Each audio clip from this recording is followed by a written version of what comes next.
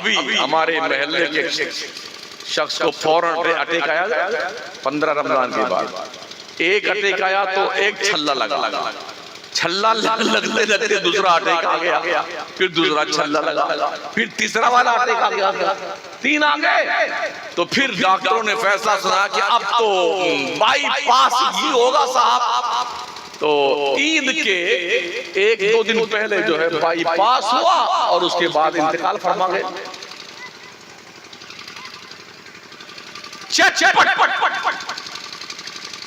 बहुत जल्दी गुर्दे फेल हो रहे हैं अभी।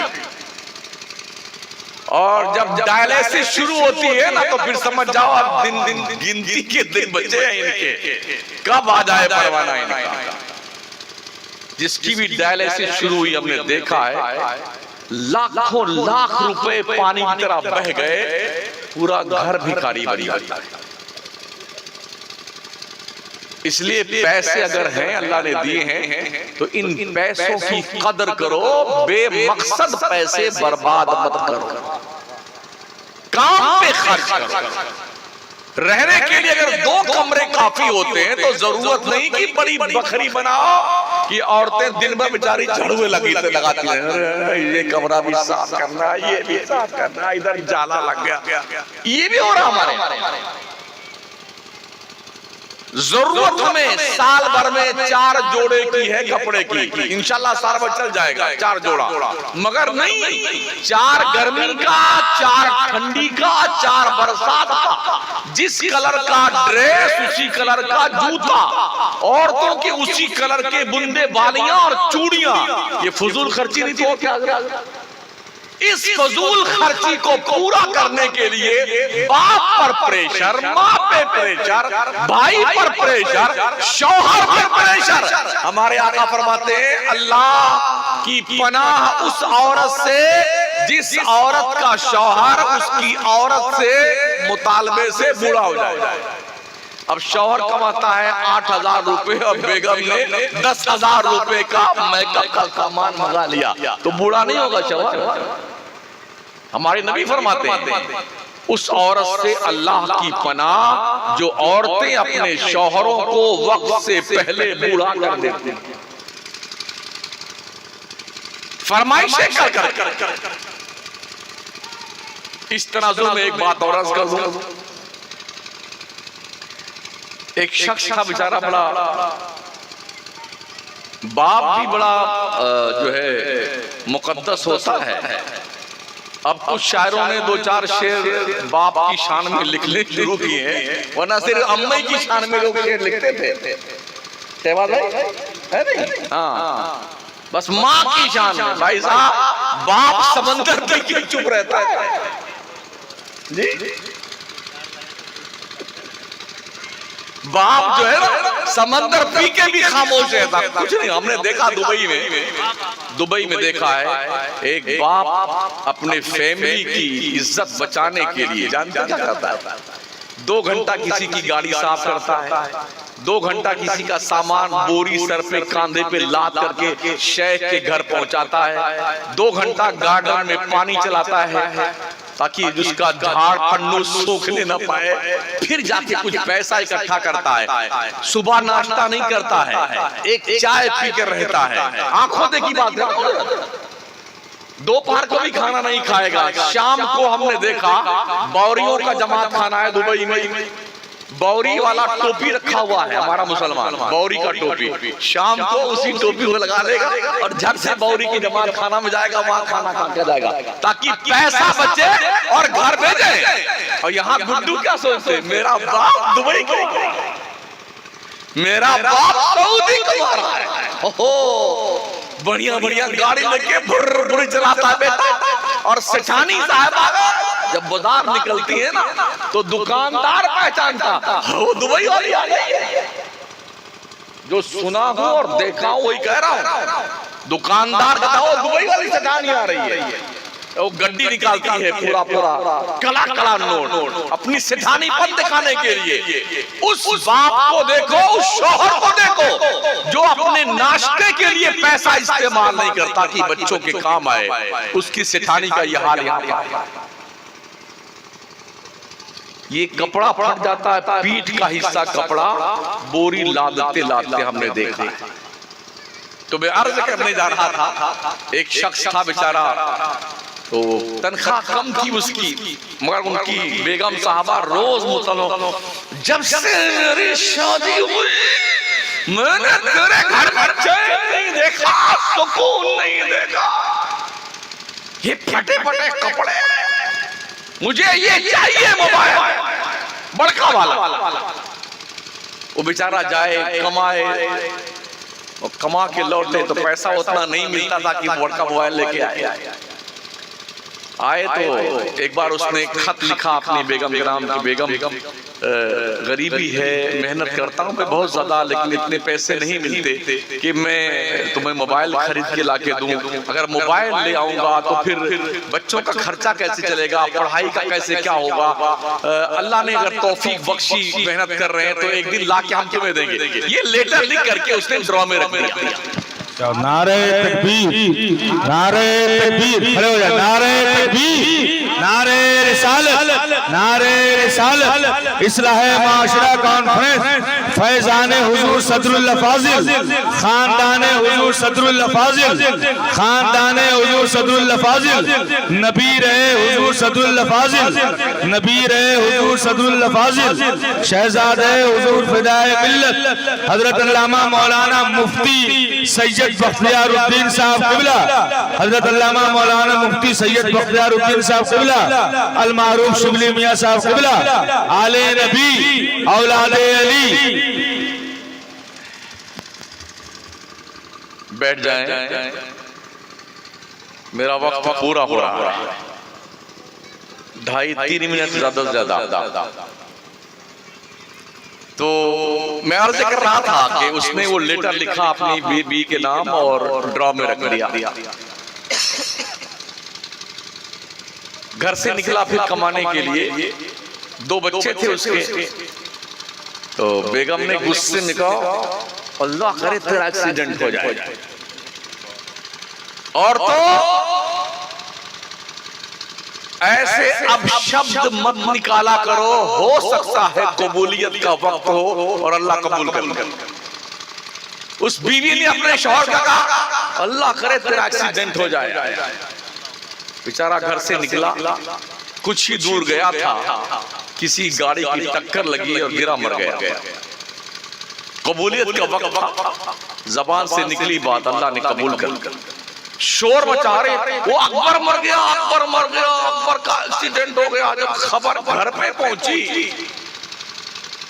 तो ये भी भागती भी गई अपने बच्चों के साथ, अरे अकबर तू वापस आ जा। अब क्या खा वापस आएगा, मुझे कुछ नहीं चाहिए, मुझे मोबाइल नहीं चाहिए, वापस आ जा। अब पोंपो बजा गया तो गया काम से। हाथ में वो लेटर भी था जो खत लिखा था शौहर ने अपनी बीवी के नाम। अब उसको पढ़ती जाती है, रोती, अब सिर्फ आंसू रह गए। इसलिए शौहरों को बद्दुआएं मत दिया करो। शौहर कमाने जाए तो उनकी खैर और आफियत के साथ घर वापसी की दुआएं मांगती रहो। सजदे में सर रख करके आंसुओं की सौगात मौला की दहलीज में पेश करो, मेरे मालिक मेरे शौहर को खैरियत से घर में लेके आना, वरना जिस दिन ये साया उठ गया दुनिया में कद्र की नजरें तुम्हारी तरफ से फेर ली जाती। और ये भी बच्चियों बहनों सुन लो, बैठ जाओ 2 मिनट बैठ जाओ।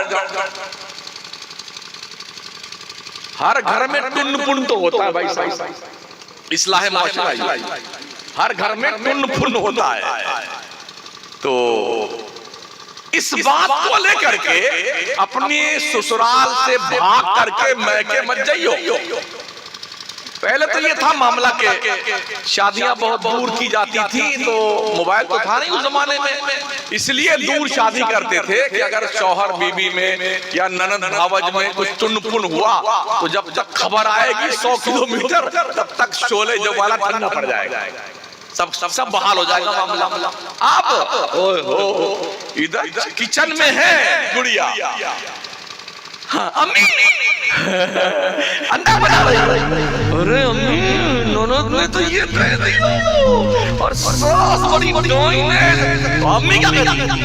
बस जल्दी से अपना सामान समेट, तेरा भाई जा रहा है ताकि तुझे लेके आएगा।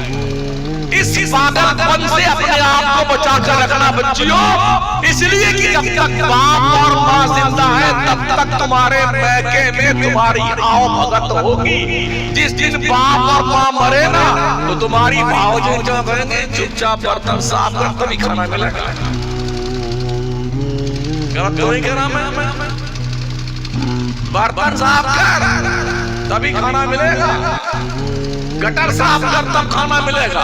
वो दिन लग गए जब अब्बा हुजूर थे और अम्मी जान थी। अब तो बाबा का जमाना आया है।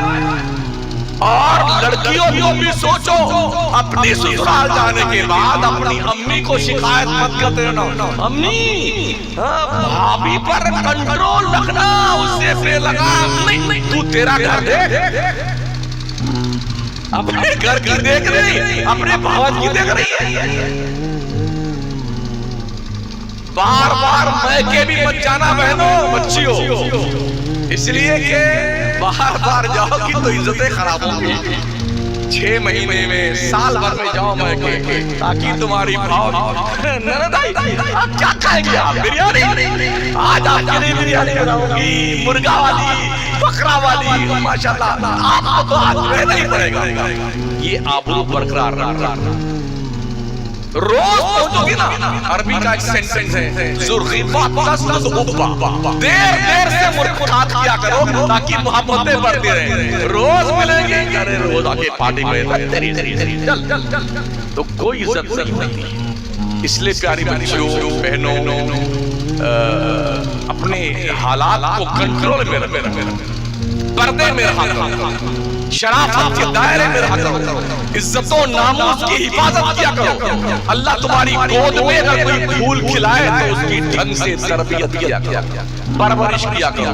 अपनी बच्ची को कनीज़े फातिमा बनाया करो, अपने बच्चों को गुलामे मुस्तफा बनाया करो।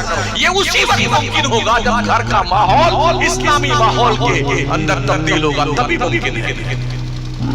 इसलिए झुनझुनिया गांव के लोगों, शायद ये स्कूल है आपका,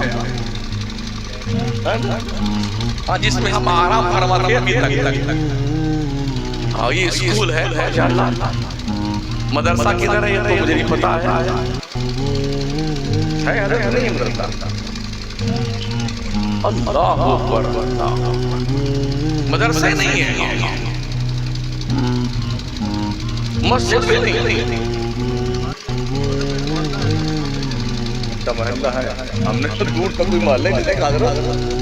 इधर जंगल से आया, ऊपर खापड़ यूं आड़ा आते हैं, अल्लाह जाने कहीं गाड़ी ना फाट पड़ गई ठंडे उंडे में। कोई गांव देखा है? कहाँ मोहल्ला है भाई? होगा शायद हमारी नजर ने खता की हो। तो हाँ, इसलिए आपसे बड़ी मोहब्बत से अर्ज है साथियों,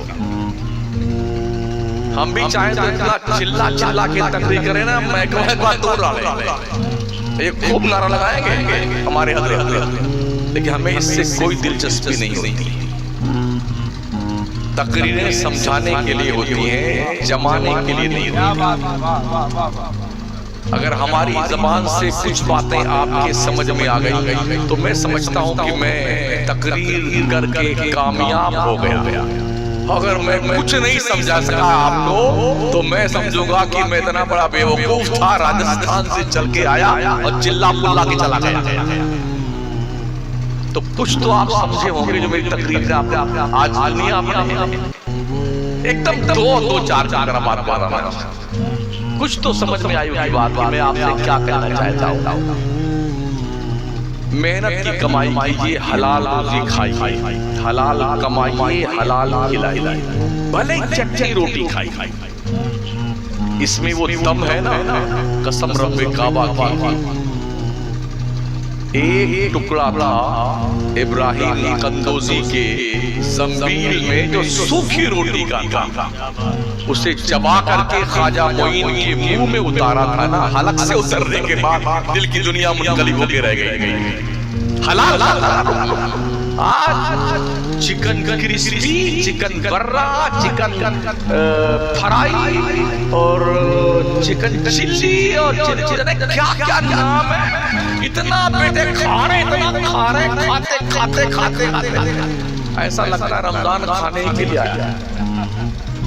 मुंबई चले जाओ ना मोहम्मद अली रोड पर, पूरी रात, हर रात शबे बरात इतना खाता है मुसलमान। दिन भर रोजा, रात भर खाना, दिन भर रोजा, रात भर खाना।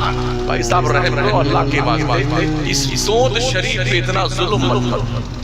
रोजा इसलिए आया है ताकि भूख का एहसास करो। जो आदमी खाना नहीं पाता है वो कैसे जिंदा रहता है, इसलिए रोजा आया। अब पता नहीं हम में से कितने लोग अगर रमजान पाएंगे, कितने नहीं पाएंगे, ना मुझे पता है ना आपको पता है। जिसने जितनी इबादत करी वो जाने, उसका काम जाने। अल्लाह ने कबूल किया कि नहीं किया ये भी मुझे पता नहीं है। समझ रहे हैं? अल्लाह के नबी ने फरमाया है, मन क़ाम रमज़ान ईमानन व इहतिसाबन गुफ़िर लहू मा तक़द्दम मिन ज़म्बिका व मा तअख़्ख़र।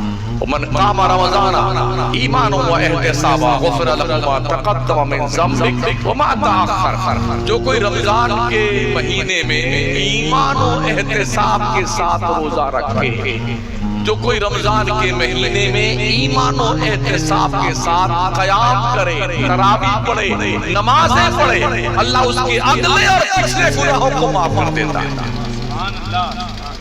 अब ये ईमान और एहतिसाब समझने का विषय है। इसे अपने आलिम से, अपने इमाम से, अपने महल्ले के मौलाना से समझने की कोशिश कीजिए, ताकि आप में से, हम में से जो अगले रमजान तक जिंदा रहे और अल्लाह वो बहारे में असर करे ना, तो ईमान और एहतिसाब के साथ रोजा रखना सीखें, ईमान और एहतिसाब के साथ रमजान में क़याम करना सीखें। बस ये चंद गुजारिशात थी मेरी जो मैंने आपकी खिदमत में नजर की है, इस उम्मीद के साथ के अमल करेंगे।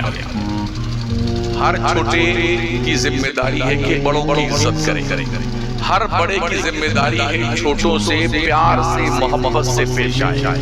माँ बाप का एहतराम कीजिए, मुआशरे में हर बड़े की इज्जत कीजिए। आका फरमाते हैं अक्रिमू करीमन कुल्ला कौमिन, हर मजहब के बड़े की इज्जत कीजिए। इज्जत करेंगे अल्लाह आपकी इज्जत में, वकार में 4 चांद लगाएगा। बस दोस्ताने मोहतरम, मैंने आयत पढ़ी थी। अल्लाह फरमाता है व इम्मा युनसियन्नका शैतान फला तक़उद बअद ज़िक्रा मअल क़ौमिज़ ज़ालिमीन। अगर शैतान के भुला देने से, बरगला देने से तुमने गलत महफिल अटेंड करनी शुरू कर दी है, तो याद दिलाए जाने के बाद उस महफिल में बैठना छोड़ो। हमारा मुस्लिम युवा तबका जुआ, शराब, कोरेक्स, सट्टा, अफयून, गरार, हेरोइन, ये पीने, खाने और खेलने का आदी बनता जा रहा है। नजर रखो कहीं आपका बच्चा इस लत में मुब्तला तो नहीं हो। याद दिलाए जाने के बाद गलत संगत छोड़ दो। और अल्लाह ने फरमाया, क्या तुम ये सोचा है कि अल्लाह ने तुम्हें बगैर मकसद के पैदा किया है?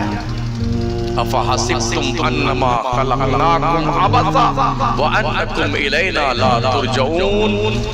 तुमने क्या ये सोच रखा है कि अल्लाह ने तुम्हें बेकार पैदा किया है? नहीं, कोई मकसद है पैदा करने का। अयहसबुल इंसानु अन युत्रका सुदा, क्या इंसान ये गुमान करता है कि अल्लाह उसे यूं ही छोड़ देगा, आजमाइश में मुब्तला नहीं करेगा?